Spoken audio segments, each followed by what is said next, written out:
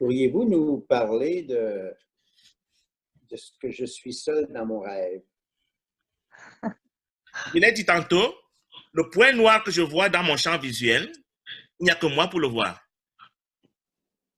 Le rêve, c'est le point noir que je crois voir dans une lumière qui ne peut pas avoir de taches noires. Le corps physique, il peut t'arriver de voir dans ton champ visuel un point noir qui n'est pas réel. Mais personne d'autre ne voit ce point noir. Et à force de t'approcher de lui, il a grossi et il t'a révélé le monde que nous voyons, que tu crois réel. Mais tu es le seul à voir ton monde. Il n'y a rien d'autre dans la lumière que la lumière. Comment peut-on imaginer dans le pur esprit qui est la pure lumière, qui est des objets qui se différencient et qu'on peut distinguer? Ce n'est plus ça. Ce n'est pas l'attribut de la réalité de la lumière, ça.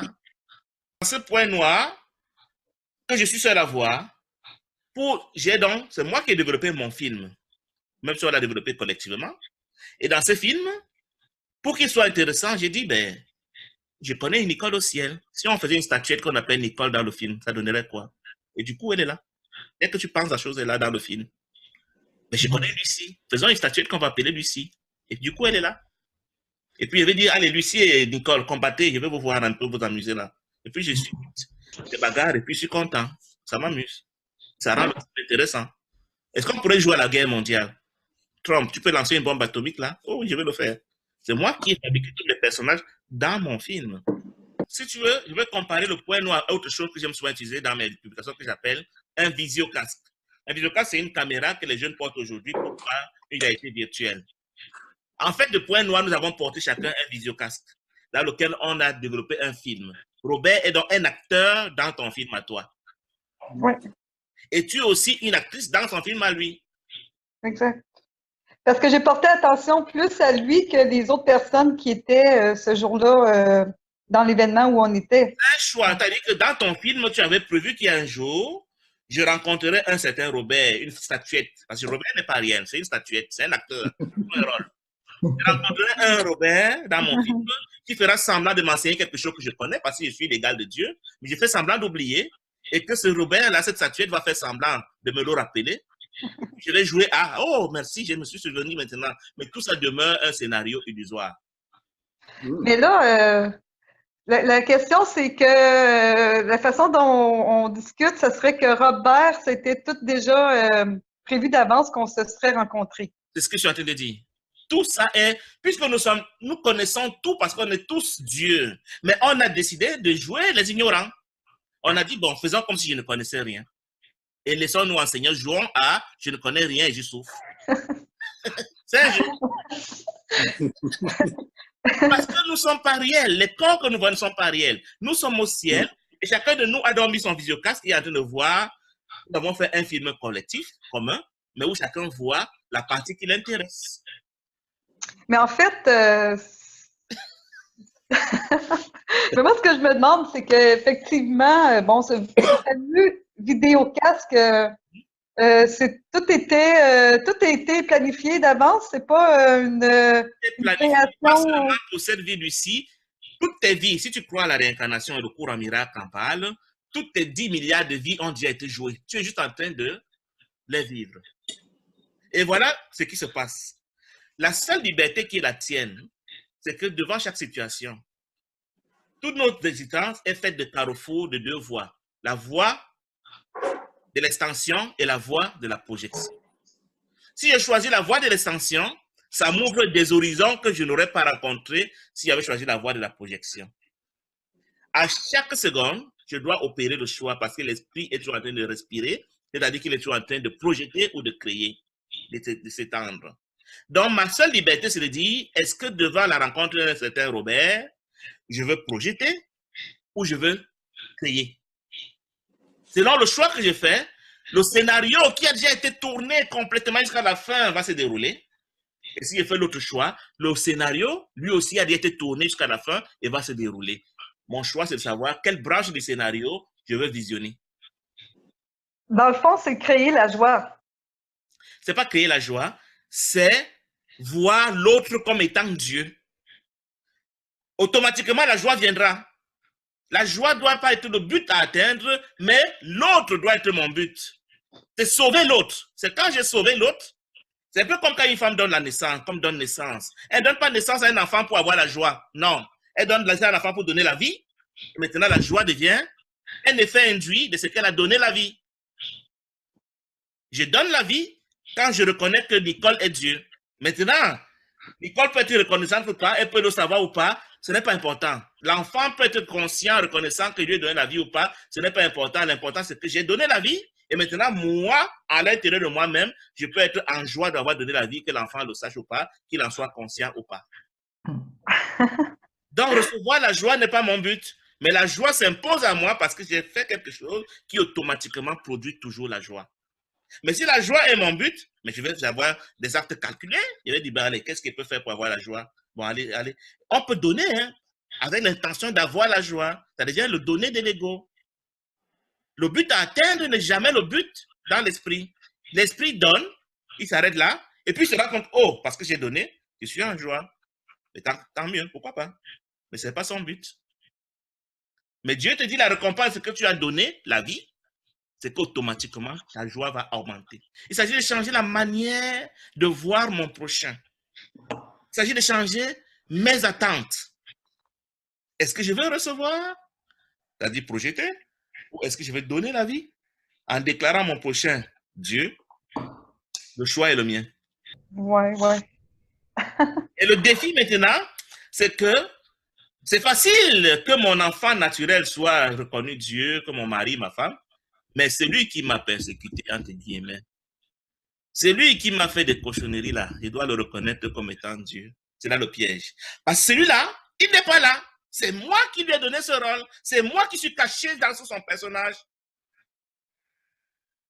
C'est moi qui lui ai dit, joue les dictateurs, joue les violeurs, joue les bandits, joue les pédophiles, joue les machins, et puis je vais te pardonner.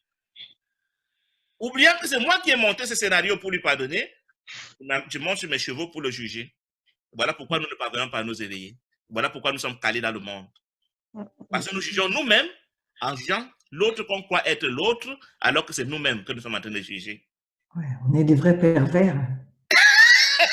On est des acteurs, on est des réalisateurs en pair. C'est un scénario que Hollywood n'a pas encore conçu. Wow. C'est effroyable, ça fait peur. Ça réfléchit, hein. De dire que ces dictateurs, ces pédophiles, ces violeurs, ces agresseurs, c'est moi qui suis en train de jouer le rôle. Avec la promesse de je te pardonnerai parce que tu es moi. Mais en voyant le film sous le feu de l'action, on voit les gens dans le cinéma du monde pleurer parce que l'acteur a été violent, parce que machin. Il a été très méchant, il a été violent. Et les gens pleurent vraiment. C'est ce que nous faisons. Le film est devenu tellement réel que maintenant, vraiment, nous en voulons à ces acteurs que nous avons montés nous-mêmes. C'est nous qui leur avons demandé. Oui. Ils ne sont pas là. Ils sont au ciel. Tous les êtres humains sont au ciel. Il n'y a rien que nous voyons là qui soit réel. Même pas nous. Nous sommes en train de jouer une scène là maintenant où je joue des enseignants, vous jouez des apprenants, mais c'est une scène qui était prévue aussi. Mais maintenant, Guy, tant qu'à être ici sur Terre, autant s'amuser maintenant, là. Mais tu as tout compris, on appelle ça dans le cours. Il y a 3 types d'individus sur la Terre, Lucie. Il y a les rêveurs inconscients. C'est-à-dire que lui, il croit que le monde est réel. Et il croit qu'on l'a vraiment attaqué. C'est lui qui est toujours en train de lutter à se défendre, à se justifier, à attaquer, à calomnier, à juger, à critiquer, à avoir peur d'un Dieu punisseur, d'un père fouettard qui peut l'envoyer en enfer si jamais. Alors celui-là, il souffre, même s'il ne l'avoue pas. Il est dans une souffrance permanente. Il cherchait à être parfait par l'acquisition des choses, par l'acquisition des connaissances, par les activités, et je ne sais pas moi quoi, c'est la souffrance. C'est ce que le cours appelle le rêve joyeux. Le rêveur joyeux, c'est le rêveur conscient qui a compris que Père Noël n'existe pas. Mais il va quand même jouer à Père Noël, avec Père Noël. Donc, quand le 25 décembre arrive et qu'on donne des cadeaux, même l'enfant qui ne croit plus à Père Noël sait que Père Noël est l'occasion d'avoir des cadeaux, mais il s'amuse bien. Donc, soit tu es un rêveur inconscient, soit tu es un rêveur conscient. Le rêveur conscient a pris conscience de ce qu'il est en train de rêver et rien ne lui est interdit. C'est ça qui est magnifique. Il n'y a pas de punition. Il n'y a aucune crainte. C'est ça qui est magnifique, là, si on La décide. liberté, Lucie! Là, c'est ça qui est magnifique, Guy, là. À partir d'aujourd'hui, Pourquoi c'est on aurait peur de la punition de Dieu inconsciemment? Alors que aucun... Dieu ne veut pas qu'on est ici. Puisque Non, c'est ça, on n'est pas ici. c'est ça, on est dans l'ouverture. C'est ça. C'est que... Et dans le film va s'auto-réguler. Si tu commets des crimes dans le film, toi-même, tu as prévu des policiers du film qui vont te sanctionner. Oui, mais c'est ça. Justement, c'est ce qu'on parlait avec Robert. C'est que dans mon film, là, je veux réaliser quelque chose d'impossible. Je veux réaliser quelque chose que dans ma sphère de réalité, il y a quelque chose qui est impossible, ça se peut pas. C'est vraiment. Parce que dans ton film, Lucie, tu as dit de Dieu que je suis, je vais jouer à être un corps, limité à marcher un pas, un pas, un pas. Quand on est Dieu, on est partout, on n'a pas besoin de marcher. Mais tu as fait ton scénario tel que tu as dit, je vais jouer à être un corps. Un corps ne peut pas s'envoler. Un corps ne peut pas apparaître et disparaître. Un corps, tu t'es fixé toi-même des limites. Tu dis, essayons de vivre de reine, de roi que je suis. Essayons de vivre comme un prisonnier, comme un esclave. Je veux voir à quoi ça ressemble. Mais c'est un jeu que tu t'es toi-même imposé. Et donc, tu dois vivre avec les limites que tu t'es données. Pas toi seul. Collectivement, on s'est donné ses limites. Donc, si tu dis maintenant, je vais Oui, non, souviens-toi qu'une loi que toi tu as prévue dans ton film dit qu'un corps ne s'envole pas. L'oiseau peut s'envoler, mais Lucie ne s'envolera pas. Notre subconscient, qui est notre vérité personnelle, connaît ce que nous croyons vraiment. C'est-à-dire que tout ce que tu crois vraiment dans ton subconscient va s'accomplir. Mais, si tu dis, j'aimerais rencontrer, ma foi, je vais donner un artiste comme ça, qui est encore vivant, disons Julio Iglesias, je le dis comme ça. Et puis dans mon subconscient, je dis, mais pourtant, ce n'est pas possible parce que la distance va m'empêcher de le rencontrer, parce que je n'aurai pas les moyens d'aller où je peux le rencontrer. Le subconscient connaît ce que je pense au très fond de moi, même si les bouches, les paroles ont dit autre chose. Si je crois au temps, je crois à la distance, je crois à l'argent, je crois au manque, je veux bien me mettre moi-même des blocages inconscients qui disent ce que tu affirmes là, tu n'y crois pas. c'est ça. Tu vois? Donc, je peux dire qu'à la rencontre, j'aimerais rencontrer un tel, mais dans mon subconscient, il dit ah non, bon, il y a quand même des blocages, je ne sais pas comment on va. Dès qu'il y a les si, un peu de doute, tu as annulé ta croyance. C'est ça. J'ai publié une vidéo, il y a de quelqu'un qui est éveillé, qui témoignait de ce que lui, il est arrivé au niveau où il croit, la chose se manifeste. Et je ne crois pas qu'il est en train de mentir. Oui, c'est ça. Là c'est comme, tu commences à devenir très puissant, là. C'est vraiment. C'est le film, Lucie, parce qu'il croit aux choses qui ne sont pas là. C'est ça qui est fascinant. C'est à partir du moment où tu n'as plus peur. Tu te sens invulnérable. Parce que, qu'est-ce que tu as avec... peur? C'est la peur du corps. Mais quand tu n'es plus le corps, il n'a qu'à faire ce qu'il veut le corps. Mais en fait, on est toutes réunis dans le fond. On est tous un. On est tous un. On est un. Mais on a décidé de jouer à, on n'est pas un. Convaincu de tout ça, là, c'est vraiment fascinant. Ça peut aller rapidement pour les génies spirituels, mais il s'agit d'une rééducation de ton mental. Ton mental va te dire, quand on est illuminé, c'est-à-dire qu'on a dépassé l'éveil, parce que l'éveillé voit encore les différents. Quand on est illuminé, étant encore dans un corps, on ne voit plus que la lumière d'ici. On ne voit plus les corps, les arbres et machin. Donc, il s'agit maintenant d'être dans l'entraînement à dire à ton mental, intellectuellement, je ne veux plus voir l'arbre, je ne veux plus voir la maison, je ne veux plus voir mon corps, je ne veux plus voir telle chose. Le mental va te dire, mais laisse-moi rire. Pourquoi tu parles? Tu n'as pas mal à la jambe, là? Mais si tu n'as pas la jambe, pourquoi tu as mal à la jambe? Parce que tu en arrives au niveau où même la douleur physique, tu ne la dis plus, tu ne la reconnais plus. Tu te souviens qu'elle est rêvée et tu la considères comme une scène de ton film. Oui, c'est ça. Tu considères que tes manquements supposés ne sont pas réels. C'est un montage que j'ai fait moi-même pour faire l'expérience de « et si je n'avais pas ». Oui. C'est fascinant. Donc, c'est c'est comme un saut quantique. Mais tu as employé le mot. C'est le fondement de la physique quantique. Quand tu m'as prêté le mot Lucie. La physique quantique, bon, il y a 3 univers, entre guillemets, théoriquement. Hein. Il y a l'univers réel dont je vous ai parlé, le ciel, la lumière. qui est la seule réalité. Maintenant, dans le film, je vois deux différents univers. Un univers matériel et un univers immatériel. La physique quantique décrit l'univers immatériel du rêve. La physique newtonienne décrit l'univers matériel du rêve. Jusqu'ici, nous avons pensé newtonien. Nous avons pensé que la matière est tout.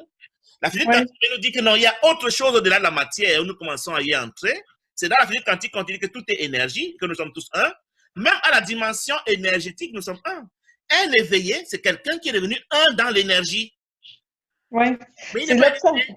Un illuminé, c'est quelqu'un qui est devenu un dans la lumière pur esprit, alors que l'éveillé est un dans l'énergie. C'est ça la nuance. Oui, c'est ça. L'observateur de la matière est réelle. Et la matière est énergie, mais il se reconnaît dans tout. L'éveillé se reconnaît dans la maison, dans le bois, dans l'arbre, dans le caillou, parce que pour lui, ces choses existent. Il se reconnaît qu'il est toi, mais dimension énergie. Oui, c'est ça. L'observateur devient... la chose observée, mais il croit que la chose est réelle. C'est ça l'éveillé.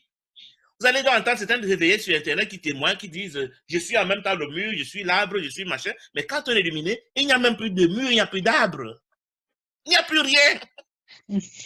C'est ça l'illumination. Donc, la physique newtonienne nous décrit l'univers matériel, la physique quantique nous décrit l'univers immatériel, et la physique du Saint-Esprit nous décrit. Tu choisis dans quelle dimension tu veux vibrer, dans quelle dimension tu veux fonctionner. Si tu veux fonctionner newtonien, ça va, la matière, c'est ta vérité. Tu vis pour voir les choses, tu luttes pour ça, et quand tu les as perdus, tu as perdu un homme, une femme, un argent, machin, tu es malheureux, tu dis je suis malheureux, je souffre. Alors que c'est ton personnage qui est en train de jouer son petit rôle. Tu t'es juste identifié à lui pour assumer ses souffrances, pour hériter ses souffrances. Mais en fait, on peut... la finalité, c'est ça, hein, parce que quand on va mourir, on va retourner lumière et puis... Non, Lucie, tu te trompes. Tant que la mort n'existe pas, le corps physique n'étant pas réel, la mort n'est pas réelle. Tant que je crois encore, en fait, ce qui regarde dans le vidéocasque, ce n'est pas moi, c'est ce que j'appelle ma conscience. Ma conscience, la conscience de l'individualité, c'est elle qui me donne de regarder dans le vidéocasque. Donc, elle voit un corps qui peut être apparemment vivant ou mort, ça ne change rien.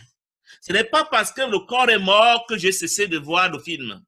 Même quand le corps meurt dans le film, quand l'acteur meurt dans le film, ma conscience reste quand même dans la salle à voir ce que le corps va devenir dans une autre dimension.